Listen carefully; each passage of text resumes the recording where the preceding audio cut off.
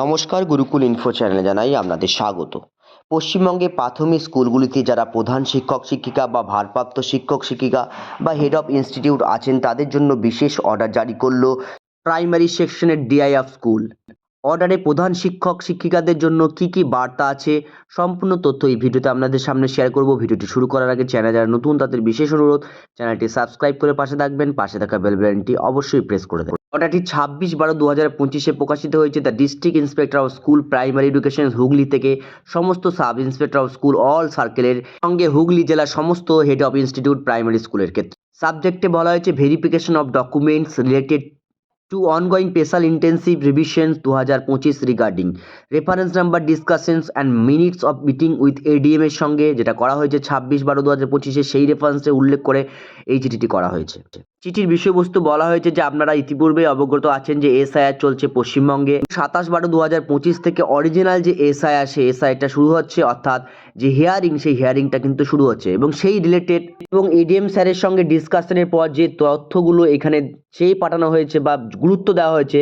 প্রথমেই বলা হয়েছে ডেট অফ বার্থ ভেরিফিকেশনের ক্ষেত্রে, অর্থাৎ কোনো ক্যান্ডিডেট যদি ডেট অফ বার্থের কোনো সার্টিফিকেট আমরা স্কুল অথরিটির কাছ থেকে নেয় অথবা ব্লক লেভেল, এসডিও লেভেল এবং ডিস্ট্রিক্ট লেভেলের আধিকারিক যদি স্কুলের কাছ থেকে এই ধরনের সমস্ত তথ্য জানতে চেয়ে পাঠায়, সেক্ষেত্রে এইচওয়াই কী করবে, সম্পূর্ণ তথ্য ভেরিফাই করবে অ্যাডমিশন রেজিস্টার বা টিসি রেজিস্টার বা আর অন্য কোনো যে কোনো ধরনের ডকুমেন্ট যেগুলো স্কুলের কাছে একদম আছে গচ্ছিত অবস্থায় সেইগুলো কিন্তু দেখে এগুলো রিপ্লাই দিতে হবে এবং signed on the apply within 2 days by return mail to the appropriate authority. এবং এইরকম ধরনের ভেরিফিকেশন ক্ষেত্রে সমস্ত এইচওয়াই কিন্তু অবশ্যই স্কুলের মধ্যে থাকতে হবে, অর্থাৎ present at school until the process will be completed, so the required documents to be sent by them and within 2 days including holidays if any।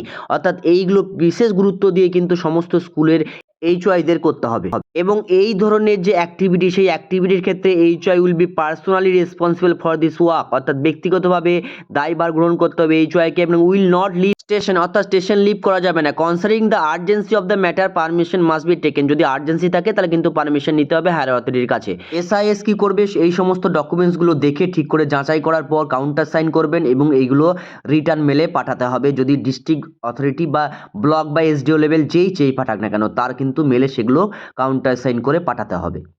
এবং জনসেবার জন্য বিষয়টি অত্যন্ত জরুরি এবং গুরুত্বপূর্ণ সেটাও কিন্তু এখানে বলা হয়েছে। যাই হোক, ভিডিওতে এইটুকু তথ্য আপনাদের সামনে শেয়ার করলাম। পরবর্তীকালে সমস্ত ডিআইএফ প্রাইমারি এডুকেশন বাকি জেলার ক্ষেত্রেও চেয়ে পাঠাতে পারে। ভিডিওটি এই পর্যন্ত। সকলে ভালো থাকুন, সুস্থ থাকুন, ধন্যবাদ।